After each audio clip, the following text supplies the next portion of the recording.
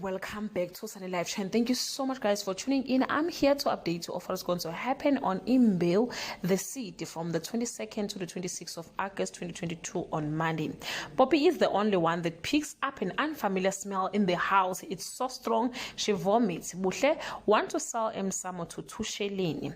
Nerupa is thrilled to have a new project while Shreya feels like a fake. Zelda rejects 2 recipes to tell Shreya to come out with a different one on Tuesday. Shreya encouraged Thando to cook another delicious meal with the intention of her stealing more of her recipe.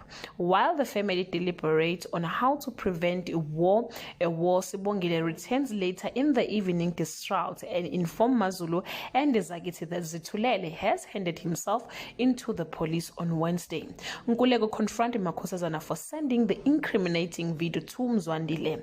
Zithulele has a terrible dream. Poppy senses there is black magic in their house, and Zithulele suspecting he's facing the wrath of Nomsa's ancestors, including Nomsa, in his deal to buy Msamo on Thursday.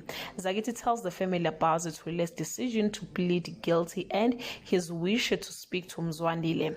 Phakade persuades Mzwandile to hear what he has to say. While they are talking, tension saw between Mandlovu and Khanyo about the family ethics on Friday. Mzwandile's wound has reopened and becomes infected, forcing Khanyo at the behest of Sebenzile to call Phakade for help. Trouble brews when Nerupa learns she stole the recipe from Thando. Finally, in her first act as CEO, Zakithi fires Makhosazana and Nkuleko. Guys, this is all I have for today. You can leave your comment below and share your opinion. Bye.